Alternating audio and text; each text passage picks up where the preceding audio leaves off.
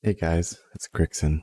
So I'm gonna do somewhat of a guide here for Mythic Plus Blood DK, and I was gonna make it all official and like do all this editing and stuff, but I'm just gonna kind of just do it on the fly real quick, okay? Like the season just started. I want to play. I want to get into it. Not spend my time, editing. So I'll just put some footage on the background, and I'll just chat about some like talking points of Blood DK. So in the beginning, why would you want to play Blood DK? I mean, you know, right now the meta is like Prot Warrior, and really the big things to think about here are the self sustain, which is always amazing on Blood DK, and the high skill cap. Like Blood DKs have an amazing high skill cap, and it rewards you so much for playing well. Um, you'll be pretty much unkillable, and your healer won't ever have to really pay attention to you, which is like awesome. So Blood DK has a lot of ease of use kind of things. So like gripping things to you. Of course, healing yourself is always a big bonus. They just have a lot of ways to control, which I love that, and I love being self-reliant. Like if things go to crap, I know I'll stay alive. And you can be crazy tanky, especially with the talent tree now. You can build yourself to be like insanely tanky. So gems and enchants, you're going to want the Vial of Glacial Fury. You're going to want the Howling Rune, which you put it on your weapon for 2 hours and it gives you haste. You're going to want like either the Fortune Cookie for food. Um, yeah, Rune of the Fallen Crusader. You're going to want the Potion of Ultimate Power for main stat. Yeah, just any kind of. I actually have some notes on the side here. I was a little prepared, but it's bright. It's like right in my face. Um, yeah, sizzling seafood medley or the fortune cookie, if you can help it. So stats, I like to worry about, of course, eye level. Like we need main stat like crazy, so eye level is very important. And then this season, I'm really going for mastery a lot. Um, Haste is good, but it has really fallen off as a super primary stat. We're not trying to heart strike like crazy to keep Dancing Rune Weapon up anymore. Thank God. I actually hated that. Um, Blood Shield is a big deal, and most of our damage is going to come from Shattering Bones. So I just don't. I don't. I'm going to be prioritizing Mastery this season, and then from there, I'm doing Mastery, and then Haste, then Versatility, then Crit on the bottom. You know, Wowhead may differ here, and that's completely fine. Play how you like to play, but this is how I'm going with it. So for the tier set that we're going to be dealing with this season, we're going to have 2-piece. Each bone shield consumed has a 20% chance to fill a rune. So every bone shield is used naturally. It will just have a 20% chance to give you a rune back. However, so you might be thinking, okay, I'm going to tombstone and then just like boom, use 5 runes. Unfortunately for tombstone, it doesn't matter. So if you use tombstone to consume 5 runes, it is not going to give you more than a 20%. It's not 20% and then 5 times. It's not like 20, 20, 20, you know what I mean? So it's only a flat 20% for tombstone. So keep that in mind for the 2-piece. Now the 4-piece, 10 bone shield consumed gives you 10% damage and haste increase. So the big thing to take away here is some effects won't matter for that 10% damage increase. So like trinkets won't be affected by this. Certain abilities won't be affected by this, but bone shield, or sorry, shattering bone will be affected by this. So it'll be nice to prioritize, like you want to be able to track when your 4-piece is active. So when it's active, shattering bone is going to do 10% more damage. So like when you do tombstone and you use 5 bone shields, you will shattering bone that much harder. So try your best to consume the tombstone during that 4-piece set. Okay, so there's some buffs to maintain this this expansion. So we have Coagulopathy and Icy Talons. Coagulopathy is pretty cool. It's going to, hang on, before I keep this little video going, let me go over to the game so we can just kind of look at this. All right, Coagulopathy. Enemies affected by blood plague,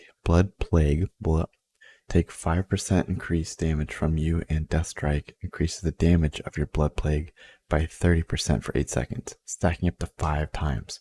So your blood plague can be doing over 100% increased damage if you can maintain this buff. And it's every 8 seconds you have to Death Strike pretty much to maintain it. And then Icy Talons. Your runic power spending abilities, which would be Death Strike, increase your melee attack speed by 6% for 6 seconds, stacking up to 3 times. So every 6 seconds you have to Death Strike to maintain Icy Talons, every 8 seconds for a Coagulopathy. And in the video, I will show you, I have them kind of really big right here on my screen.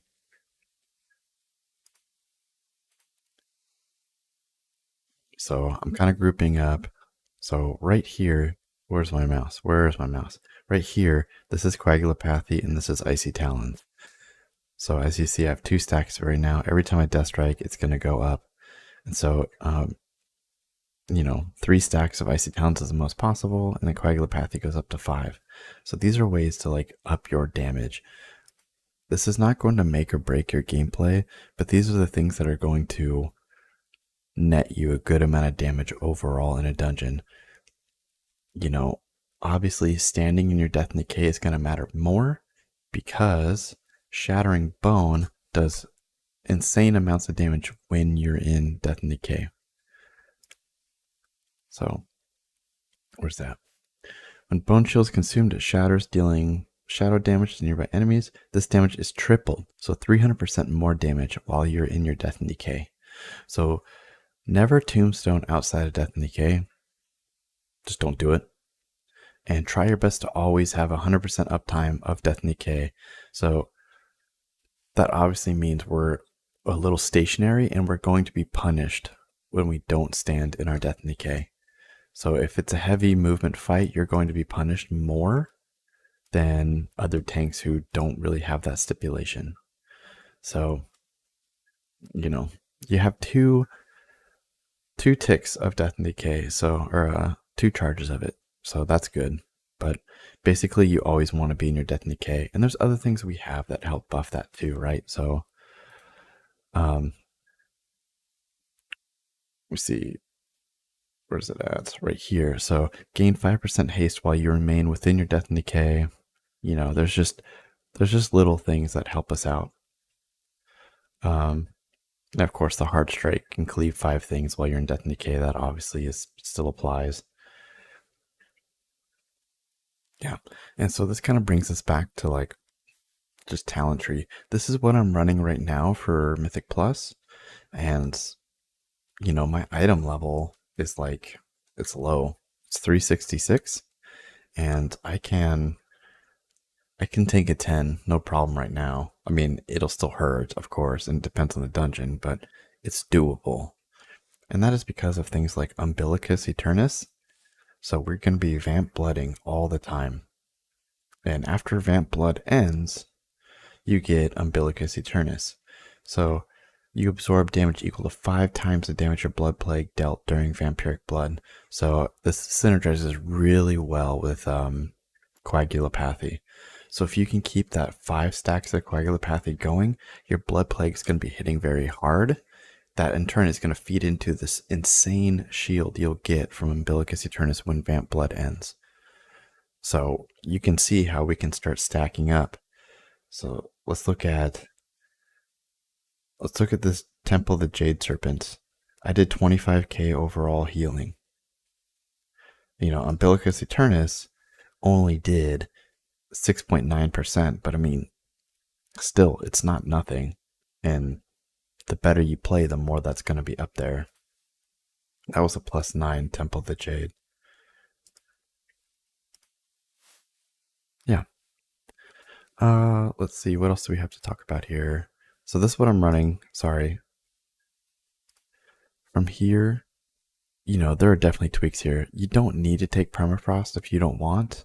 I like it because 40% of your auto attack damage is a shield to you.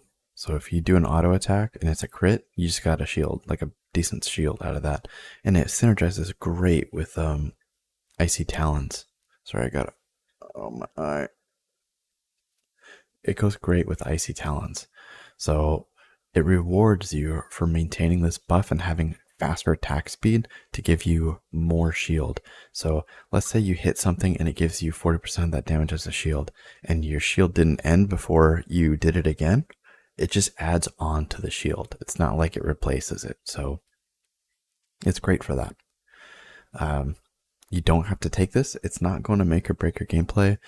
Acclimation is great. If you don't like Blinding Sleet, which I do, you could take Asphyxiate. Right now I'm taking March of Darkness for increased movement speed. I'll probably change that off.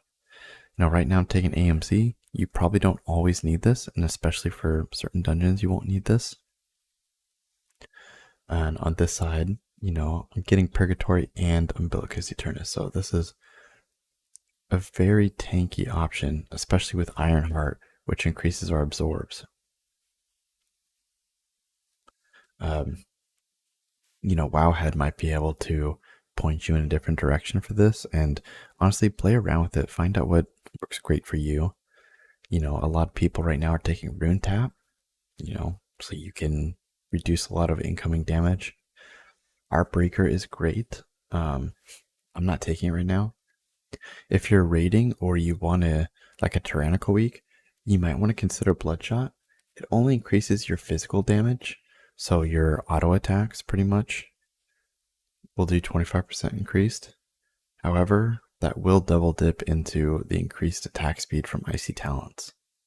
So that's really good for bosses, like just the single target aspect.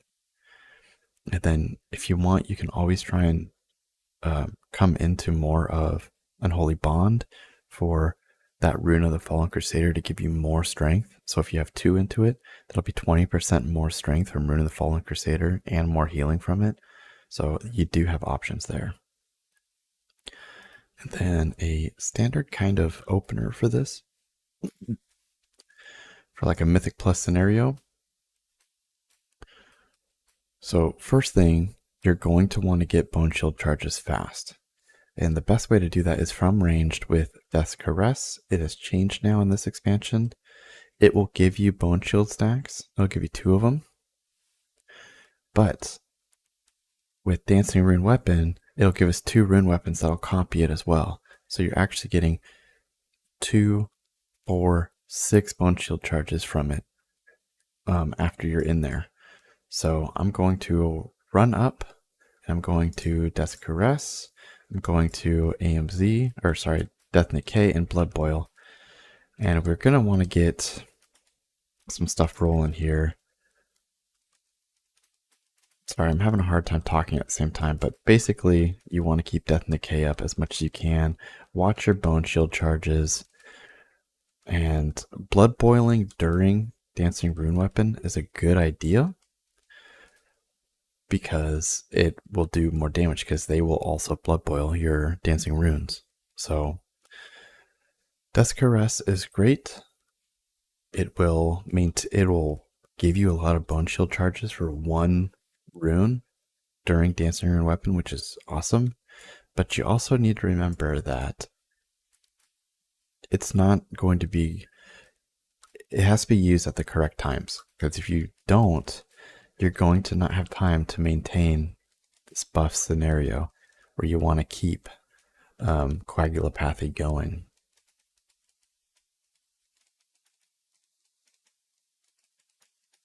So yeah, I just let Icy Talons fall. You only have a few seconds really to keep it going.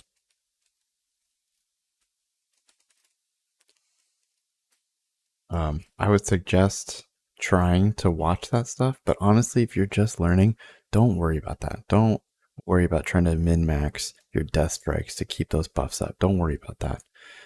But you do want to get in the habit of using Dancing Rune Weapon to your advantage to give you a lot of Bone Shield stacks and maintain them that way.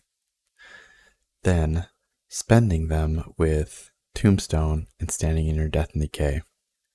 Also, don't forget we now have access to a bomb limb, which will give you bone shield stacks. So it's a good way also to just get bone shield stacks if you're running low, but honestly you should probably use it more for just utility. But you can get 9 bone shield stacks from this. And so one thing you can macro all together if you were so inclined is you could macro Abomination Limb and Power Rune Weapon and your Ghoul all into one ability if you wanted to. You can do that. If you're having trouble managing them separately. Also, yeah, don't sleep on Empower Rune Weapon. It is a great thing to use. It's only 2-minute cooldown. It'll give you 15% haste. It'll generate a rune and give you runic power every 5 seconds. It'll just do that for you. So it's a good one to be using as well. I believe that's all the talking points I had for Mythic Plus. Yeah. Art Strike for runic power. Death Strike to maintain your buffs and keep yourself alive. Yeah, Raise Dead, Dancing Rune. Yeah, you can Dancing Rune and Power Rune Weapon, Ghoul. Yeah, you can macro all that stuff together. Yep, D&D, Blood Boil. So yeah, if you have Dancing Rune up, prioritizing Blood Boils is actually really awesome because it just does a lot of damage. And so if we look at my overall damage from, again, that +9, we look at this, Blood Boil was my second. I mean, Shattering Bone is going to win by a mile all the time, but Blood Boil was second. So if you can make use of that, definitely try. And yeah, I've probably left out some stuff. This is just a quick and dirty video. I'm not editing a bunch of stuff. I'm not changing the voiceover, but that is Mythic Plus pretty much in a nutshell for Blood DK this season. Also, by the way, this week Aura set is Luxthos. I just changed it around. He did a great job this season for the week Aura packages. Highly recommend checking it out. All right, that's it for me.